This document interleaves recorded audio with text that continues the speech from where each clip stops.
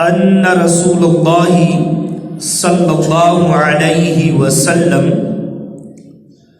قال اولی الناس بیوم القیامہ اکثرہم علی الصلاۃ۔ اللہ تبارک و تعالیٰ کے محبوب علیہ السلام کا فرمان ہے کہ اللہ کے پیارے حبیب دلوں کے طبیب صلی اللہ علیہ وسلم نے فرمایا، بے شک روز قیامت لوگوں میں میرے زیادہ قریب، میرے بالکل قریب، زیادہ قریب وہ ہوگا جس نے دنیا میں مجھ پر زیادہ درود پڑھا ہوگا، جس نے دنیا میں مجھ پر زیادہ درود پڑھا ہوگا۔ سنتے ہیں کہ محشر میں صرف ان کی رسائی ہے، سنتے ہیں کہ محشر میں صرف ان کی رسائی ہے، گر ان کی رسائی ہے تو لو جب بن آئی ہے، مچلا ہے کہ رحمت نے امید بڑھائی ہے، مچلا ہے کہ رحمت نے امید بڑھائی ہے، کیا بات تیری مجرم، کیا بات بن آئی ہے، کیا بات تیری مجرم، کیا بات بن آئی ہے۔ یہ آقا کریم علیہ السلام کا فرمان عالی شان ہے کہ بروز قیامت سب سے زیادہ قریب میرے وہ ہوگا جس نے دنیا میں رہتے ہوئے مجھ پر کثرت سے درود پڑھا ہوگا۔ آج پارہ نمبر 22 سورہ احزاب آیت نمبر 56 سننے کی سعادت حاصل کی۔ اللہ تبارک و تعالیٰ قرآن کریم میں فرماتا ہے، ان اللہ و ملائکتہ یصلون علی النبی یا ایہا الذین آمنوا صلوا علیہ وسلموا تسلیما۔ صدق اللہ العظیم وصدق رسولہ النبی الکریم۔ ترجمہ کنز العرفان۔ اللہ تبارک و تعالی قرآن کریم میں ارشاد فرماتا ہے، بے شک اللہ اور اس کے فرشتے نبی پر درود بھیجتے ہیں۔ اے ایمان والو، تم بھی ان پر درود اور خوب سلام بھیجو، تم بھی ان پر درود اور خوب سلام بھیجو۔ پیارے اسلام بھائیوں، اللہ پاک کے فضل اور اس کی رحمت سے ماہ ذیشان یعنی شعبان المعظم کی تشریف آوری ہو چکی ہے، اور ہم اس کی بابرکت گھڑیوں میں سانسیں لے رہے ہیں، اور یہ ہمارے لیے سعادت ہے۔ شعبان المعظم بہت عظمت والا مہینہ ہے، اس میں خیر اور برکت کی برسات ہوتی ہے۔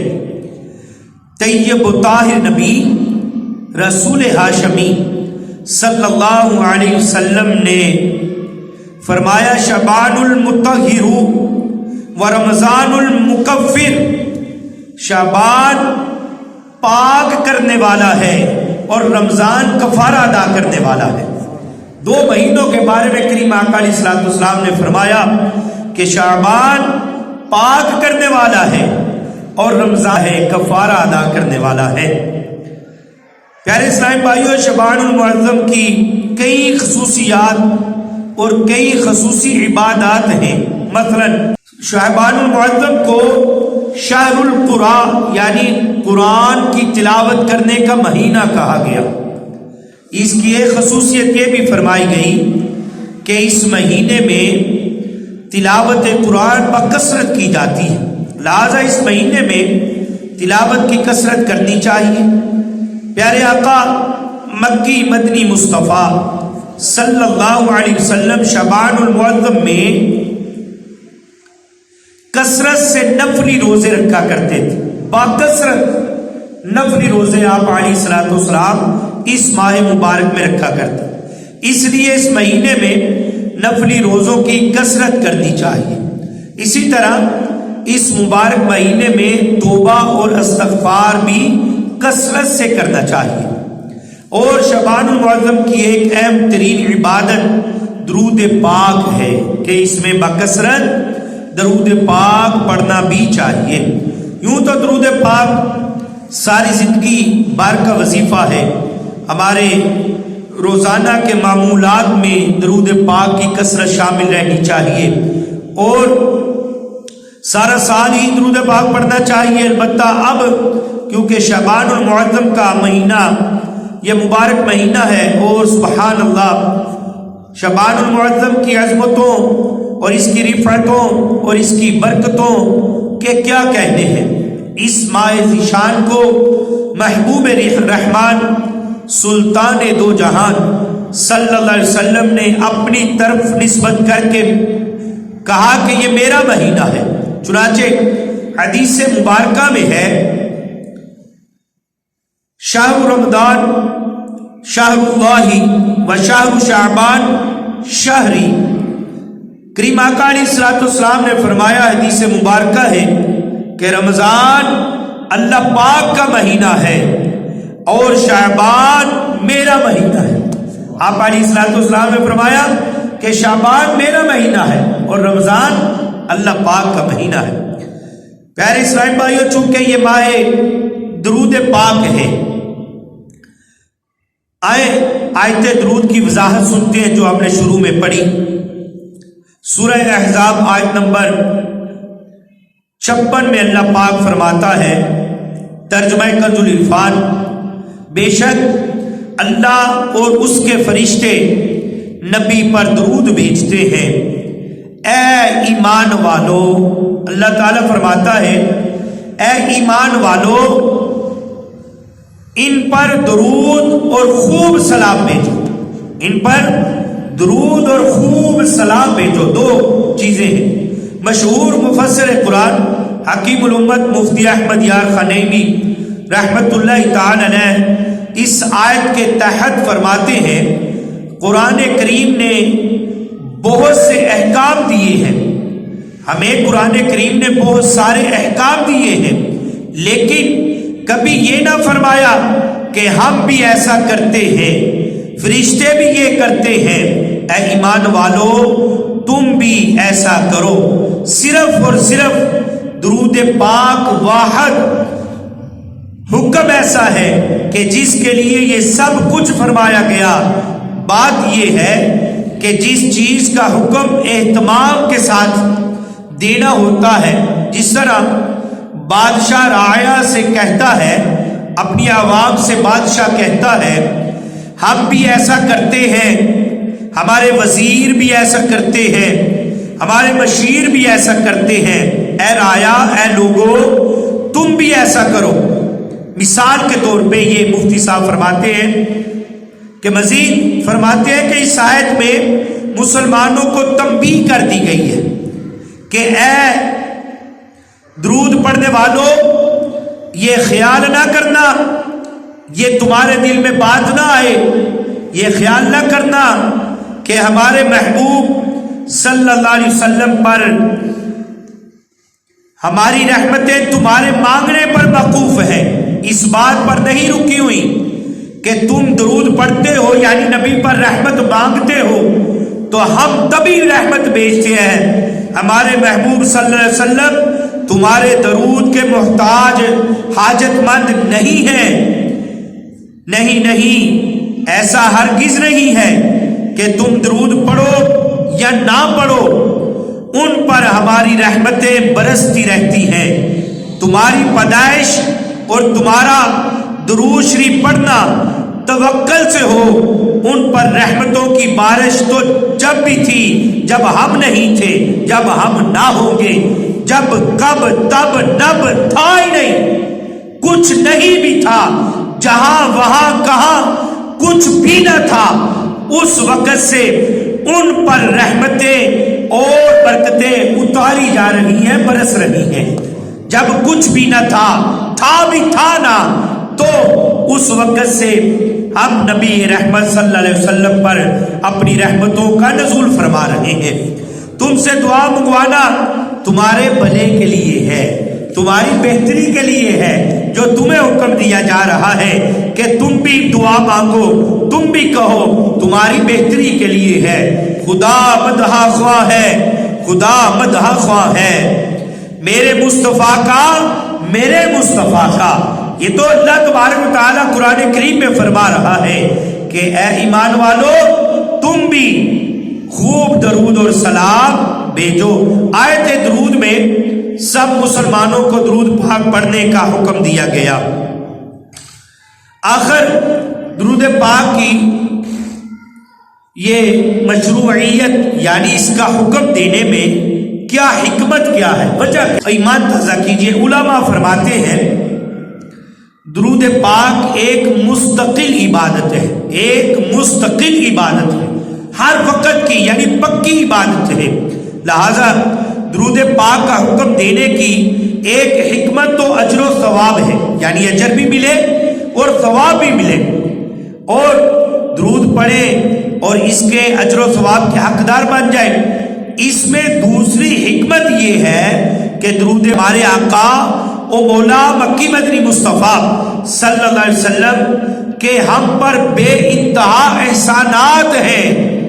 ہمارے آقا کے ہم پر بہت سارے احسانات ہیں۔ مثلا یہ زمین بنی حضور کے صدقے، آسمان بنا حضور کے صدقے، کائنات بنی حضور کے صدقے، ہم دنیا میں آئے حضور کے صدقے، ہمیں سانسیں ملی حضور کے صدقے، بارش برستی ہے حضور کے صدقے، ہمیں رزق ملتا ہے حضور کے صدقے، ہم جی رہے ہیں حضور کے صدقے، گناہوں کے باوجود ہم پر عذاب نہیں آتا، یہ بھی حضور کا صدقہ ہے، یہ بھی حضور کا صدقہ ہے۔ آئیے یہ بات کو سمجھیے کہ ہر احسان اور ہر نعمت ہمیں آقا کریم علیہ الصلوۃ والسلام کی وجہ سے ملی ہے، تو ہمارا بھی حق بنتا ہے کہ درود شریف پڑھ کر ہم دعا مانگیں کہ اللہ ہمارے آقا و مولا پر اپنی رحمتوں برکتوں کا نزول فرما۔ ایمان ملا ان کے صدقے، قرآن ملا ان کے صدقے، ایمان ملا ان کے صدقے، قرآن ملا ان کے صدقے، رحمان ملا ان کے صدقے۔ وہ کیا ہے جو ہم نے پایا نہیں، وہ کیا ہے جو ہم نے پایا نہیں، جو کون سی ایسی چیز ہے ہمیں نہیں ملی۔ کعبے کے بدر الدجا تم پہ کروڑوں درود، طیبہ کی شمس الضحا تم پہ کروڑوں درود، بے ہنر بے تمیز کس کو ہوا ہے عزیز، یعنی بے ہنر بے تمیز کس کو ہوا ہے عزیز، ایک تمہارے سوا تم پہ کروڑوں درود، خلق کے حاکم ہو تم، رزق کے قاسم ہو تم سے ملا جو ملا تم پہ کروڑوں درود۔ گندے کمینے مہنگے ہوئے کوڑیوں کے 3 دام، کون ہمیں پالتا تم پہ کروڑوں درود، کون ہمیں پالتا تم پہ کروڑوں درود۔ آقا کریم علیہ الصلوۃ والسلام کے ہمارے اوپر بے شمار لاتعداد انگنت احسانات اور کمالات ہیں۔ بہت بڑی ایمان افروز حکمت یہ ہے کہ علماء کرام رحمت اللہ علیہ فرماتے ہیں درود پاک پڑھنے کا ہمیں حکم اس لیے دیا گیا، اعلیٰ یعنی آسمانوں پر تو ہر وقت ذکر مصطفیٰ ہوتا رہتا ہے، آسمانوں پر ہر وقت ذکر مصطفیٰ ہوتا رہتا ہے، فرشتے درود بھیجتے رہتے ہیں، اس کے ساتھ ساتھ زمین پر بھی کہیں نہ کہیں کسی نہ کسی زبان پر ہر وقت ذکر مصطفیٰ جاری رہنا چاہیے۔ یہ حکمت بھی علماء نے فرمائی کہ اس میں حکمت ایک یہ بھی ہے کہ ہر وقت درود شریف کی برکت اور درود شریف سے ہماری زبانیں تر رہنی چاہیے۔ حکم حق ہے پڑھو درود شریف، حکم حق ہے پڑھو درود شریف، چھوڑو مت غافلو پڑھو درود شریف، خود خدا بھیجتا ہے ان پہ درود، خود خدا بھیجتا ہے، ان پہ درود تم بھی بھیجا کرو درود شریف۔ حضرت مصطفیٰ کا پیارا نام جب سنو تب پڑھو درود شریف۔ حضرت مصطفیٰ کا پیارا نام جب سنو تب پڑھو درود شریف۔ صلو علی الحبیب صلی اللہ تعالی علی محمد صلی اللہ علیہ وسلم۔ یا ایھا الذین آمنوا صلو علیہ وسلموا تسلیما۔ اے ایمان والو ان پر درود اور خوب سلام بھیجو۔ اس مقام پر ہمیں حکم دیا گیا ہے کہ محبوب ذیشان صلی اللہ علیہ وسلم پر درود اور خوب سلام بھیجو۔ اس آیت سے دلیل پکڑتے ہوئے علماء اکرام فرماتے ہیں کہ زندگی میں کم از کم ایک بار درود شریف پڑھنا فرض ہے۔ پوری زندگی میں ایک بار کم از کم ایک بار درود شریف پڑھنا یہ کیا ہے؟ فرض ہے۔ اور جس مجلس میں بھی پیارے آقا مکی مدنی مصطفیٰ صلی اللہ علیہ وسلم کا ذکر پاک خود کرے یا کسی سے سنے، اس وقت درود پڑھنا واجب ہے۔ جب سنے یا خود ذکر مصطفیٰ کرے تو اس وقت درود شریف پڑھنا واجب ہے۔ لہذا جو ذکر پاک کرے یا سن کر درود شریف نہ پڑھے وہ ترک واجب گار ہوگا کہ یہ گناہ کا سبب ہو گیا، اس نے واجب کو ترک کر دیا۔ یعنی نبی کریم علیہ الصلوۃ والسلام کا نام سنا تو اس نے درود شریف نہیں پڑھا تو اس نے واجب کو ترک کیا، وہ گناہ گار ہو گیا۔ یہ ضروری نہیں کہ سرکار عالی وقار مکی مدنی تاجدار صلی اللہ علیہ وسلم کا نام پاک لیا یا سنا تب ہی درود پڑھنا ہے، تب ہی واجب ہے، بلکہ ہر لفظ وہ جو آپ صلی اللہ علیہ وسلم کی ذات پر دلالت کرے، مثلا آپ، حضور، رسول، ہاشمی وغیرہ جو لقاب ہیں ان کا بھی سنا تب بھی درود پڑھنا واجب ہے۔ جب بھی آپ علیہ الصلوۃ والسلام کا نام نامی اسم گرامی سنا تو ہر ایک مسلمان پر واجب ہے کہ وہ درود شریف اسی وقت پڑھے۔ اگر نہیں پڑھے گا تو واجب ترک کرنا حرام اور گناہ ہے۔ مثلا اس کے ساتھ ساتھ درود شریف پڑھنا واجب ہو گیا تو مختلف جلسوں میں ایک جگہ بیٹھے تھے، ذکر مصطفیٰ صلی اللہ علیہ وسلم ہوا، پھر اٹھ کر دوسری جگہ چلے گئے، پھر ذکر مصطفیٰ صلی اللہ علیہ وسلم ہوا، تو ہر بار درود شریف پڑھنا واجب ہے۔ نہیں پڑھنا تو گناہ گار ہوگا۔ اگر نہیں پڑھے گا، بندہ کہے ابھی ہم جلسے میں بیٹھے تھے، محفل میں بیٹھے تھے تو ہم نے تو وہاں پڑھا، ابھی دوسرے جگہ پہ محفل ہو گئی ہے تو ہم تو پہلے پڑھ کے نہیں، ہر بار پڑھنا واجب ہے۔ البتہ ایک ہی مجلس میں بار بار ذکر مصطفیٰ صلی اللہ علیہ وسلم ہو تو اس کے متعلق اعلیٰ حضرت رحمت اللہ تعالی علیہ فرماتے ہیں کہ مناسب یہی ہے کہ ہر بار درود شریف پڑھتا جائے، کہ ایسی چیز جس کے کرنے پر بڑی بڑی رحمتیں، برکتیں اور اللہ تبارک و تعالیٰ کے شان و عظمت کا نزول ہوتا ہے، تو ایسا کام کرنے سے جھجکنا نہیں چاہیے، محروم نہیں رہنا چاہیے۔ عقل مند کا کام یہی ہے کہ اس کو اپنائے اور اللہ تعالیٰ کی رحمتوں کا، برکتوں کا حقدار بن جائے۔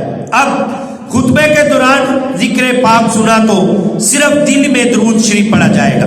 عربی خطبہ جو کھڑے ہو کے پڑھا جاتا ہے اس میں اب نبی صلی اللہ علیہ وسلم کا نام نامی اسم گرامی آیا تو زبان سے نہیں پڑھیں گے، دل میں پڑھیں گے، یعنی صلی اللہ علیہ وسلم، یہ دل میں کہا جائے گا، دل میں پڑھا جائے گا۔ اور دل میں درود شریف پڑھے، زبان سے پڑھنا جائز نہیں، کہ اس وقت خاموش رہنا فرض ہوتا ہے، خاموش رہنا فرض ہے۔ کسی کو کہنا چپ ہو جاؤ، سیدھے ہو کے بیٹھو، آپ آگے ہو جاؤ، پیچھے ہو جاؤ، یہ بھی منع کیا گیا، کیونکہ وہ فرض ہے، وہ ہم فرض ادا کر رہے ہوتے ہیں، اس وقت اپنا کام کرتے رہنا چاہیے۔ ہمارے یہاں بہت سارے لوگ درود پاک پڑھنے میں سستی کرتے ہیں، یہ بہت محرومی کا سبب ہے، یہ بہت محرومی ہے۔ حضرت امام حسین رضی اللہ عنہ سے مروی ہے کہ نور کے پیکر تمام نبیوں کے سرور صلی اللہ علیہ وسلم کا فرمان عالی شان ہے کہ البخیل الذی من ذکرت عندہ فلم یصلی علیہ، کنجوس ہے وہ شخص جس کے سامنے میرا ذکر ہو پھر اس نے مجھ پر درود پاک نہ پڑھا۔ بخیل ہے وہ، کنجوس ہے وہ شخص کہ جس کے سامنے میرا ذکر ہوا اور اس نے درود شریف نہیں پڑھا۔ یہ حدیث مبارکہ ہے۔ ایک شخص کا انتقال ہو گیا، اس کے لیے قبر کھودی گئی تو قبر میں ایک خوفناک کالا سانپ نظر آیا۔ لوگوں نے گھبراہٹ کے مارے جلدی جلدی قبر کو بند کیا اور دوسری جگہ قبر کھودنی شروع کر دی۔ وہاں بھی وہ سانپ موجود تھا۔ اب تیسری جگہ قبر کھودی، وہی خوفناک کالا سانپ وہیں پر موجود تھا۔ آخر سانپ نے بولا اور بول کر کہا، تم جہاں بھی قبر کھودو گے میں وہیں پہنچ جاؤں گا۔ لوگوں نے پوچھا کہ یہ قہر و غضب کس وجہ سے ہے؟ سانپ بولا، یہ شخص جب سرکار مدینہ صلی اللہ علیہ وسلم کا نام نامی سنتا تو درود شریف نہیں پڑھتا تھا، یہ کنجوسی کرتا تھا۔ اب میں اسے کنجوسی کی سزا قیامت تک دیتا رہوں گا۔ اب میں اسے کنجوسی کی سزا قیامت تک دیتا رہوں گا۔ جو تیرے در پر جھکا وہ سر بلندی پا گیا، جو تیرے در پر سر جھکا وہ بلندی پا گیا، جو اکڑ کر رہ گیا بے شک ذلیل و خوار ہو گیا، جو اکڑ کر رہ گیا بے شک ذلیل و خوار ہو گیا۔ اللہ اکبر، اللہ اکبر۔ اللہ پاک ہماری حفاظت فرمائے، ہمیں اپنے دل میں شوق درود بڑھانا چاہیے۔ علامہ عبدالعزیز دباغ رحمت اللہ تعالی علیہ فرماتے ہیں، جنت کو درود پاک کا بہت شوق ہے۔ جنت کو، کس کو؟ جنت کو درود پاک کا بہت شوق ہے کہ جنت کے اطراف میں فرشتے ہیں، وہ جب بھی درود پاک پڑھنا شروع کرتے ہیں تو جنت پھیلنا شروع ہو جاتی ہے، بڑا ہونا شروع ہو جاتی ہے۔ جب تک وہ فرشتے درود پڑھتے رہتے ہیں جنت پھیلتی جاتی ہے، جنت بڑھتی جاتی ہے، جنت بڑھتی جاتی ہے۔ کسی نے سوال کیا کہ فرشتوں کی تسبیح پر جنت کیوں پھیلتی جاتی ہے، جنت کیوں بڑی ہوتی جاتی ہے، تو درود پاک ہی پڑھ کر کیوں پھیلتی ہے؟ علامہ عبدالعزیز دباغ رحمت اللہ تعالی علیہ نے فرمایا، اصل بات یہ ہے کہ جنت نور مصطفیٰ صلی اللہ علیہ وسلم سے بنائی گئی ہے، جنت نور مصطفیٰ سے بنائی گئی ہے، اس لیے جنت کو آپ صلی اللہ علیہ وسلم سے ایسی محبت ہے جیسی ایک بچے کو اپنے باپ سے ہوتی ہے۔ لہذا جب فرشتے درود پڑھتے ہیں تو جنت کا شوق اور ذوق بڑھتا ہے، تو وہ اسی طرح سے پھیلنا شروع ہو جاتی ہے، بڑا ہونا شروع ہو جاتی ہے۔ یہ ہے درود پاک کی فضیلت۔ سبحان اللہ، سبحان اللہ۔ پیارے اسلامی بھائیوں، یہ جنت، جب جنت درود پاک سے ایسے پھیلتی ہے، محبت رکھتی ہے، تو ہم جنت کے طلبگار ہیں، ہمیں بھی چاہیے کہ درود پاک کا شوق دل میں بڑھائیں۔ اور جنت نور مصطفیٰ سے بنائی گئی ہے، اگر حقیقت میں دیکھا جائے تو ہر چیز نور مصطفیٰ سے بنی ہے۔ جی ہاں، ہر چیز، ہمیں بھی چاہیے۔ اب آپ دیکھیے، حدیث پاک سنیے، اول ما خلق اللہ نوری وکل شیء خلق من نور اللہ۔ نبی کریم علیہ الصلوۃ والسلام نے فرمایا کہ اللہ پاک نے سب سے پہلے میرا نور بنایا اور ہر چیز میرے نور سے بنائی گئی ہے۔ کریم آقا علیہ الصلوۃ والسلام نے فرمایا، سبحان اللہ، جب جنت نور مصطفیٰ صلی اللہ علیہ وسلم سے بنی تو درود پاک کا انتہائی شوق رکھتی ہے۔ ہم بھی تو ایسے نور سے ہی بنائے گئے ہیں، ہمیں بھی چاہیے کہ درود پاک سے محبت کریں اور خوب ذوق اور شوق کے ساتھ درود پاک پڑھتے رہا کریں۔ قرآن کریم میں ایک بہت تسلی بخش آیت ہے، اللہ تعالیٰ ارشاد فرماتا ہے، لا تقنطوا من رحمت اللہ ان اللہ یغفر الذنوب جمیعا۔ اللہ تعالیٰ پارہ نمبر 24 ترجمہ کنز العرفان کہ اللہ کی رحمت سے مایوس نہ ہونا، اللہ کی رحمت سے مایوس نہ ہونا، بے شک اللہ سب گناہ بخش دیتا ہے۔ قرآن کریم میں اللہ تعالیٰ نے فرمایا کہ اللہ کی رحمت سے مایوس نہ ہونا. مایوسی کفر ہے. مایوسی کیا ہے یہ الگ بات ہے، پھر کبھی انشاءاللہ بات کریں گے. لیکن یہاں پہ جو بات ہو رہی ہے کہ اللہ کی رحمت سے مایوس نہ ہونا. کیوں؟ کہ بے شک اللہ سب گناہ بخش دیتا ہے. ابئی بن